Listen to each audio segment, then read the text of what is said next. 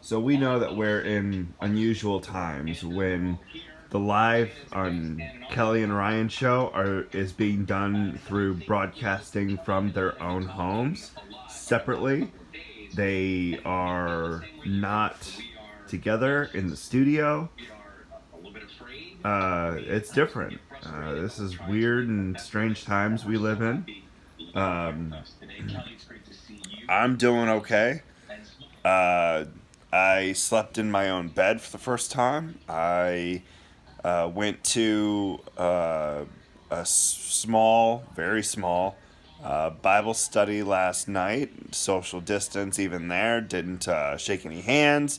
Said hello from several tables away. Didn't get up and actually talk to anybody real close. So everybody's taking their own kinds of precautions.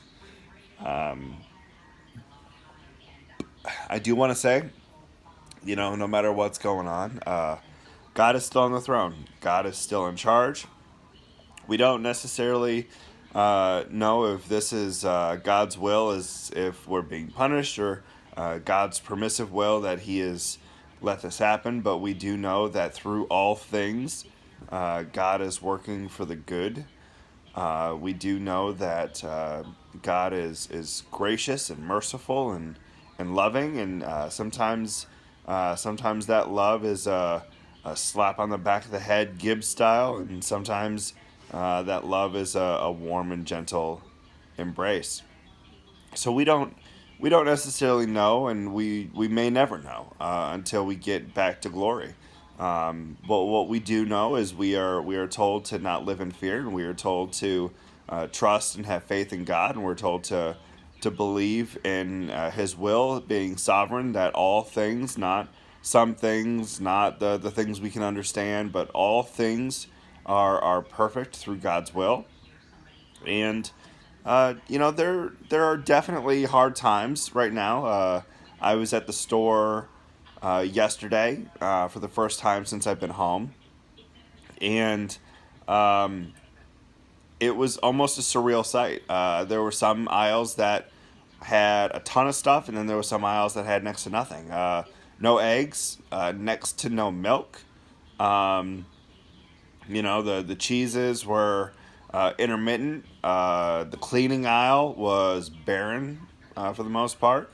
I was able to get dog food, so that's good. I was able to get cat food, so that's good. And I did get the majority of what I needed. I'll be searching for a few things just in case this lasts a little bit longer than we anticipated, which I think everybody should do. I think everybody should make reasonable preparation, not panic preparation, but reasonable preparation. If you've got a family of four, how fast does your family of four run through toilet paper? You plan out for maybe 3 or 4 weeks, and then when 2.5, 3 weeks goes by, you evaluate. Do you stock up for a year? No, that's ridiculous. Don't do that. So we need to look at this, and we need to stop being afraid. We need to stop being fearful. And I understand there's a moderate amount of fear that some people are going to experience, but we as Christians were told there's nothing to fear here. It's different, yes. We often fear change, but that's okay. Change is fine. This is something that none of us have experience with, so we don't really know the best way to handle. But honestly, I think the best way to handle is just to be reasonably prepared for the potential worst. If this does get to the point where we're separated for a month, okay, plan for a month. Make sure your pantry is set. Make sure if you don't need to go out, you don't. Make sure you have enough supplies to cook and to live. Um, but I think that there is a huge opportunity here for us to be able to get into the Bible, for us to get into God's Word, for us to be able to improve our prayer life, for us to be able to reconnect with family and friends. Reconnect with friends, y'all.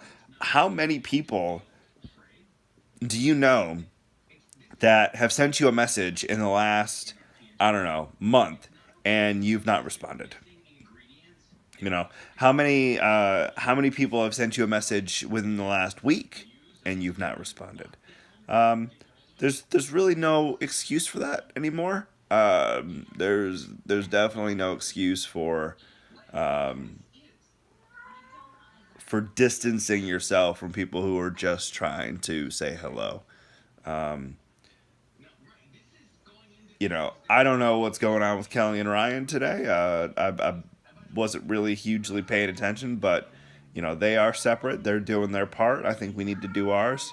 Um, and I think part of doing our part is prayer, is getting close to Christ, uh, getting that relationship where it needs to be or where it should be.